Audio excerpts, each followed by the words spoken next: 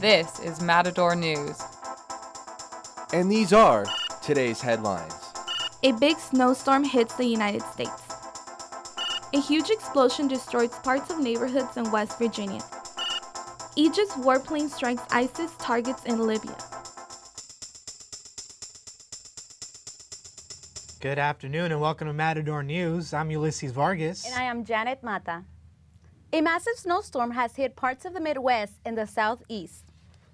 The snowstorm is being labeled the biggest storm of the season. As of this morning, cities like Washington, D.C. had received up to 8 inches of snow. Heavy snowfall has resulted in horrible driving conditions. More than 1,000 flights have been canceled. Federal offices in Washington, D.C. were closed today due to the storm. The snowstorm is expected to end later today in parts of the Southeast and the Midwest, but it will move up the East Coast and cities like Boston already hard hit this winter. Maybe the next target. As of now, 17 states and millions of residents have been affected by the storm. State and federal officials are investigating the derailment of a crude oil train in West Virginia yesterday. Parts of the train exploded and erupted in flames. The fire continued to burn today. The accident destroyed nearby homes. Meanwhile, residents were told to conserve drinking water because some oil spilled into the Kanawha River, a public water source for residents. Residents evacuated the area. They are staying at a nearby shelter. There have been more than a dozen train derailments involving oil shipments since 2009. Conditions here. Aging water pipes in Los Angeles are causing a billion-dollar headache for the DWP. About 1/5 of the city's pipes were installed before 1931. They will reach their full lifespan in about 10 to 15 years. These rusty pipes are responsible for the numerous water leaks.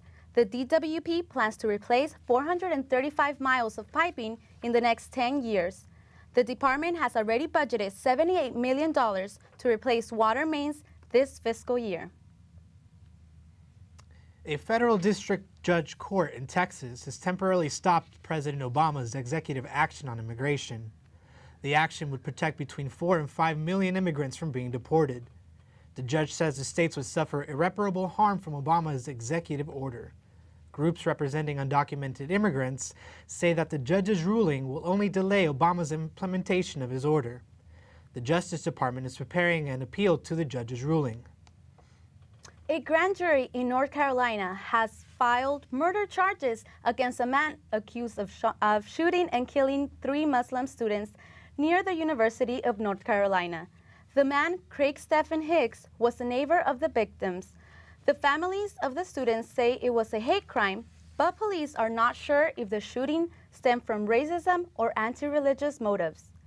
They say the shooting might have involved a parking dispute.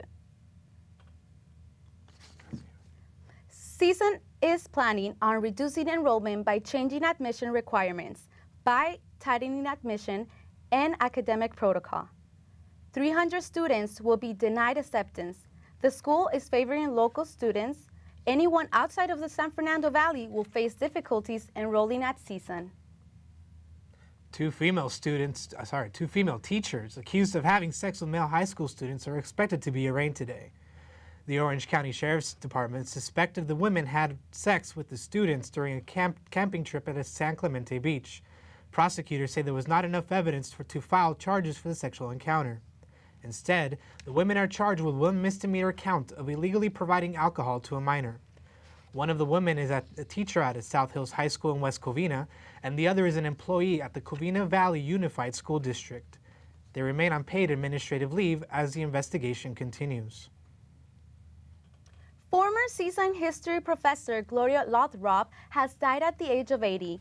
Lothrop was CSUN's first WP Whitsett Professor of California History. She served in that capacity from 1994 until her retirement in 2004.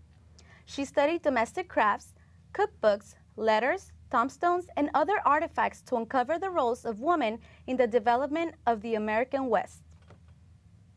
A man has set himself on fire at a Van Nuys Starbucks this morning. He entered the coffee shop, locked himself in the restroom, and then lit himself on fire. Police say it appeared to be attempted suicide. The fire was put out before firefighters arrived. The man suffered extensive burns. Police are trying to find the person that made a false announcement about a gunman at Los Angeles International Airport. The announcement sent dozens of passengers running from the terminal to the emergency exits yesterday.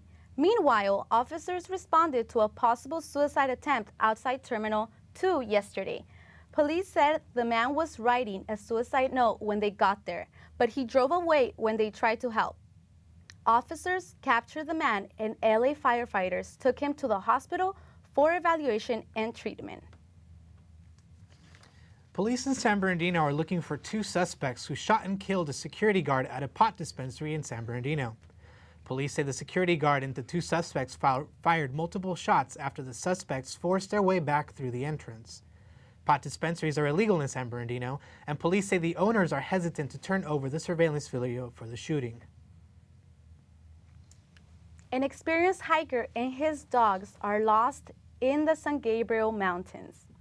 About 5 search and rescue teams began hiking towards the lost hiker earlier today. The 32-year-old hiker made contact with the authorities at 10:30 last night. Cell phone reception has been irregular, but crews were able to obtain GPS coordinates near his location. LA County Sheriff's Department Lieutenant Andy Berg says it is unclear when they will find the hiker and his dog. Meanwhile, 2 other missing hikers were found overnight on Mount Wilson. The FAA has proposed new rules for commercial drone usage. The rules say drones must be under 55 pounds and have a maximum speed of 100 miles an hour.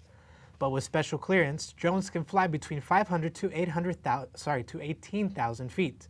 They must be flown only during the day and must be in clear sight of the operations at all times. This proposal will make it easier for police, farmers, and aerial photographers to fly drones for work purposes. The proposed rules will be in effect in 2 years. And now, here's Janelle Rodriguez with sports. Thanks, Janet. The league office has announced that CSUN baseball player Ryan Raven is the Big West pitcher of the week. Raven led CSUN to a 6-0 win over Utah Valley, striking out 16 batters in 7 innings. Raven is a junior. The CSUN women's tennis team defeated UC Davis 4-3 on Sunday. It was CSUN's second Big West Conference match. The team returns to action on Saturday. The CSUN baseball team defeated the Gonzaga Bulldogs 5-1 this past weekend. It was their 4th straight victory. CSUN starter Angel Rodriguez allowed 1 run on 5 hits while striking out 5 batters. CSUN will host the UCLA Bruins at 2 this afternoon. That's it for sports. Back to you, Janet. Thank you. The Egyptian military has launched an airstrike against ISIS targets in Libya. Egyptian fighter jets targeted ISIS training camps and weapon stocks in the North African country. Egypt's president says his country reserves the right for retaliation. The bombing comes after ISIS released a video of at least a dozen men being beheaded. ISIS says the men were Egyptian Christians who were recently kidnapped in Libya. The U.S. responded to the murders. The White House called the beheading just the most recent of the many vicious acts perpetrated by ISIS. The Egyptian foreign minister has been sent to the U.S. to help in the fight against ISIS in Libya. Egyptian officials say Libya has now become a threat to international peace and security. The Islamic State considers the airstrikes a success and seeks to capitalize on the spreading chaos. Denmark is still recovering from the weekend's deadly terrorist attacks in Copenhagen. Police temporarily closed down the area where the attack took place. Sniffer dogs were called into the scene. Heavily armed Danish police searched the area. A suspicious letter has been retrieved by the member of the bomb squad. Anchor, the terror suspect, swore his allegiance to ISIS on his Facebook page just before the shooting spree. A recent study says Lego has become the world's most powerful brand. It has beat out Ferrari and Apple. Ferrari was the top brand last year. The study says much of Lego's success is due to the record-breaking blockbuster hit, The Lego Movie, which brought in $69 million on its opening weekend last year. Lego is valued at $14.6 billion. making it the world's most valuable toy maker company. One branding expert says the company's main reason for success is that Legos appeal to both sexes and all ages. The Lego franchise is building a massive empire. Through partnerships with the Cartoon Network and Warner Bros. Pictures, Legos has expanded to the world of digital media with TV, video games, and online. And now here's Michelle Gomez with the latest in entertainment news. Thank you, Ulises. Lady Gaga is now engaged to her longtime boyfriend, Taylor Kinney. He proposed the question Valentine's Day. The pop star posted a photograph on her heart-shaped engagement ring on her Instagram yesterday morning. The proposal happened at Lady Gaga's family-owned restaurant in New York. It looks like Lady Gaga didn't end up in a bad romance after all. 50 Shades of Grey set a new record this weekend. The erotic film brought in $81.7 million over the 3-day period weekend. This broke the record set by the 2010 romantic comedy Valentine's Day, which made $56.3 million. That's all we have on entertainment. Now back to you, Janette. The U.S. Department of Agriculture has approved America's first genetically modified apples. These apples do not turn brown when bruised or sliced. The Canadian company that engineered the apples has been waiting for the U.S. approval for 5 years. Now they can get started on planting trees and selling what they call Arctic apples. Thank you for watching Matador News. I'm Ulises Vargas. And I am Janette Mata. And Michelle Gomez. And Janelle Rodriguez. Have a nice day.